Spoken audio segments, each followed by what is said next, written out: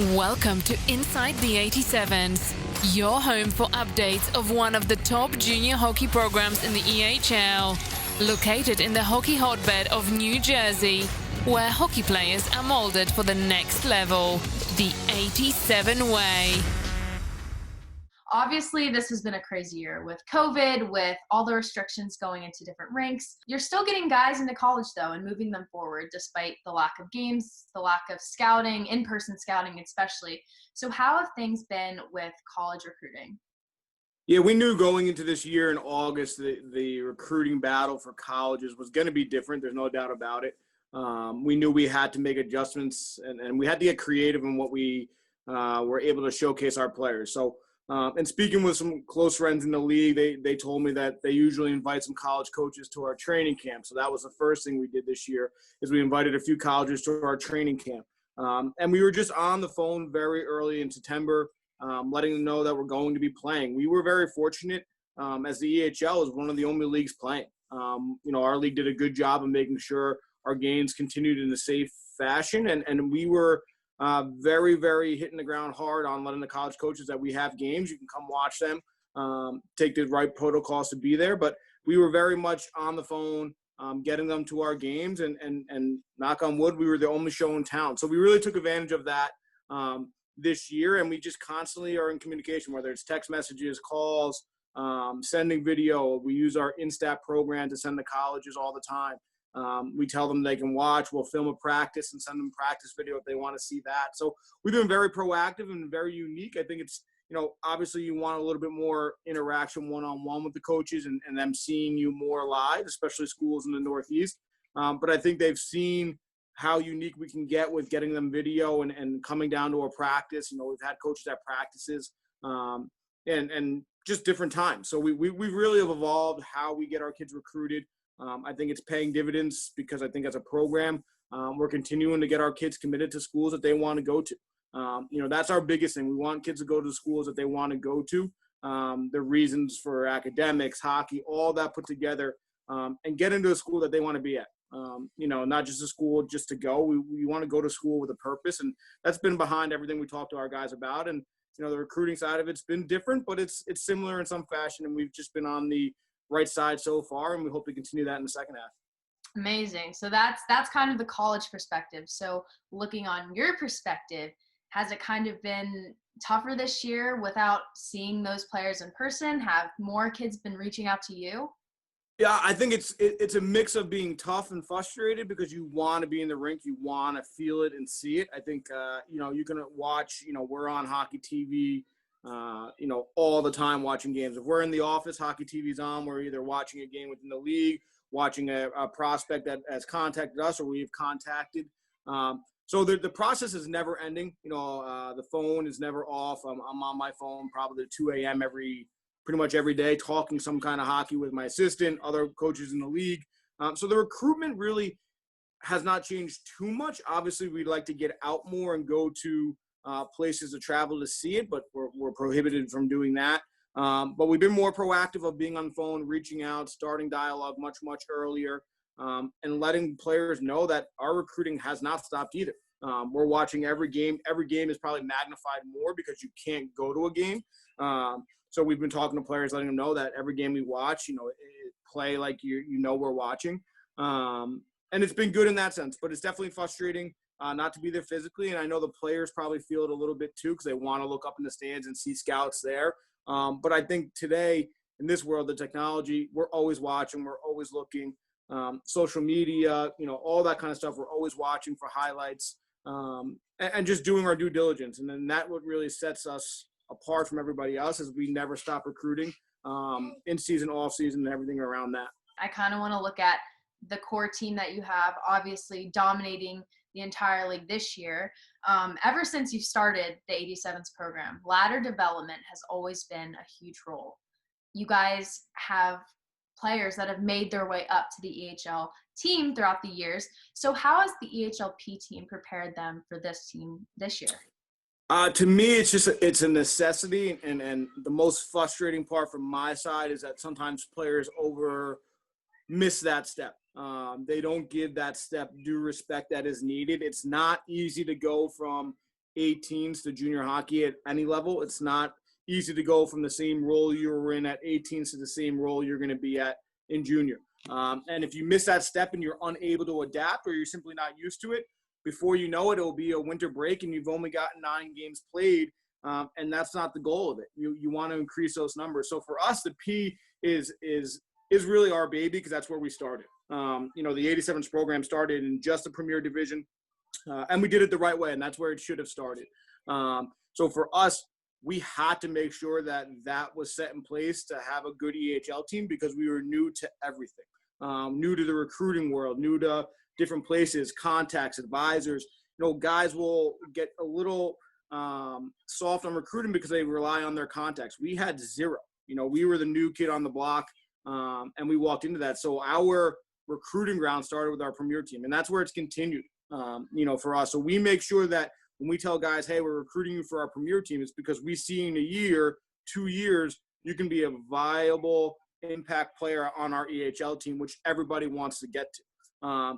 And we often side with the guys that have been in our Premier program because they understand who we are as individuals. They understand our program. They understand our X and O's. There's so much that they get ahead by going through those steps. And I look at our team now. You look at guys like Gershow who have been there, did 2 years of P, and now is going into his final year. And he's going to be a commitment. He's gonna find a place to play next year. And he never played more than AA hockey in his entire life, but he chose the right steps to get there. And I think that's a huge indicator of the type of kid that we want to recruit and the type of kids that we want to get to. And that's why the Premier is so important for us. So the Premier, without it, we would probably not be as good. We really trust the Premier side of it, and we push that, pretty hard here in the EHL. 100%. Like you mentioned, you have players like Joe.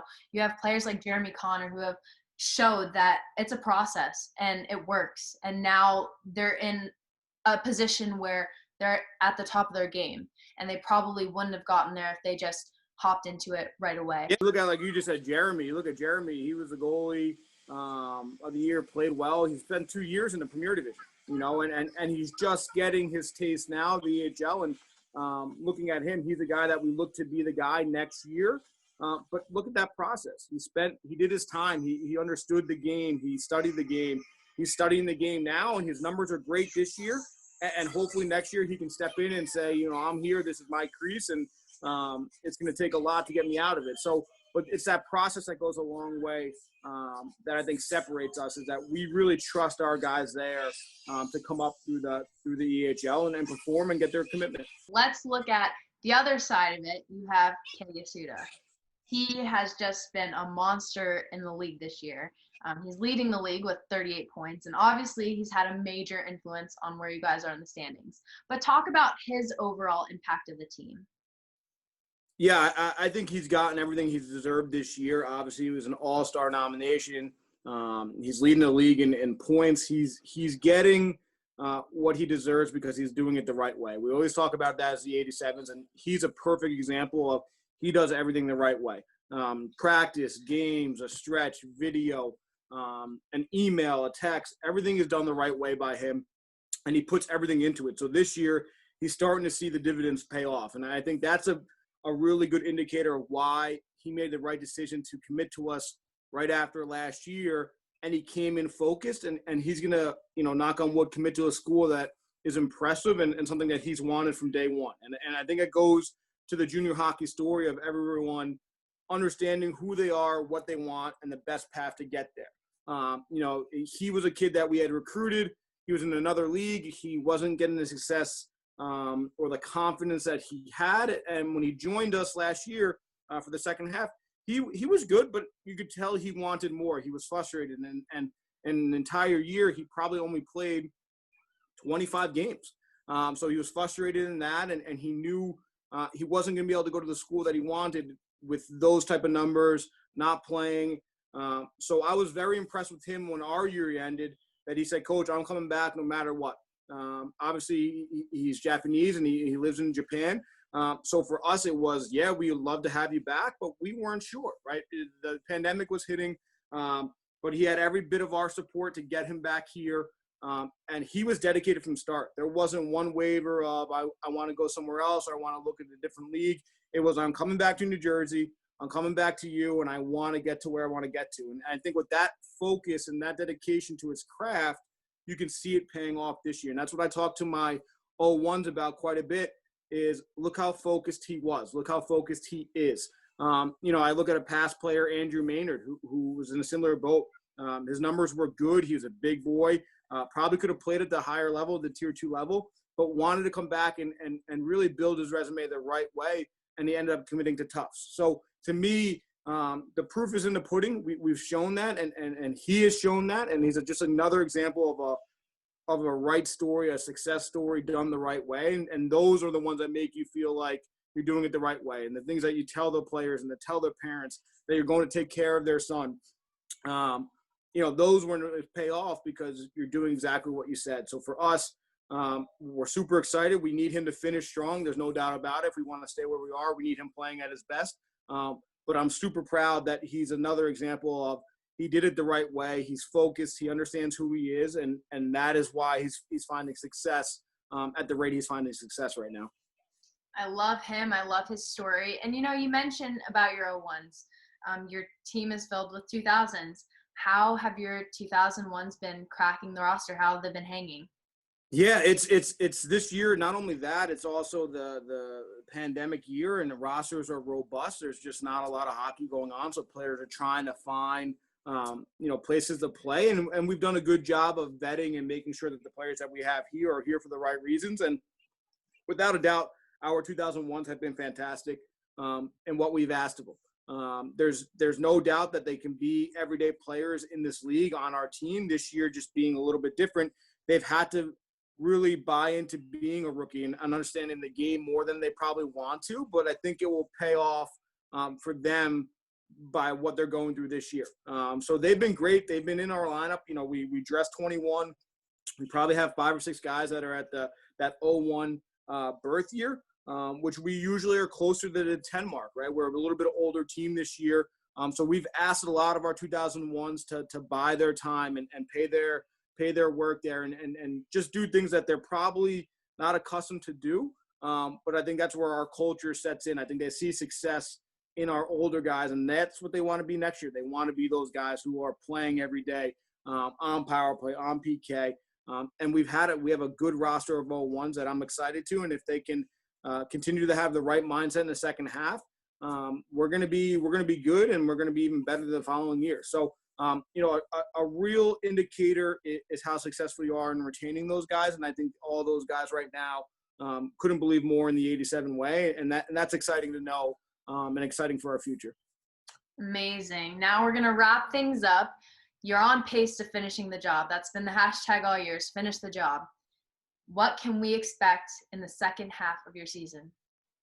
Yeah, I think we're just going to continue to do that. We get better every year in the second half. We continue to make sure we're hitting bars that we want to get to, and we don't slow down just because of where we may sit in the standings or where we may sit in a year. For us, we're heading into overdrive now. Second half is coming. We want to fine-tune everything we do because, again, we understand a few things. One, the season can end at any point. We want to be playing our best hockey at every day of the year because we never know who's watching. And 3, what you just said to start it, we want to finish the job.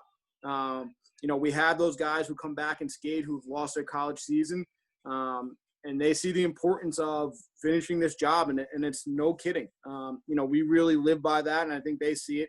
So for the second half, it's time to put that in motion and really finish the job, and hopefully the culture that we have, the leaders that we have, the players will be ready. So I think we're going to come out swinging. We're going to come out fast. We're going to come out hard. We're going to do everything we've done right. And we're going to continue that in the second half. And hopefully that will take us to where we can get to. Hopefully it's Providence. And hopefully it will be on that championship Sunday. So I'm excited for second year. I know I'm going a little bit stir crazy now on break, trying to stay active, but I can't wait for the guys to get back and us get back to work and start playing games again. It looks like you and your team are ready. I know I'm ready for the second half of the season, but thank you so much for answering all the questions. I hope it shed some light on the first half of the season, and I'm looking forward to the second. So thank you so much, and good luck. Thank you. Perfect. Talk to you soon.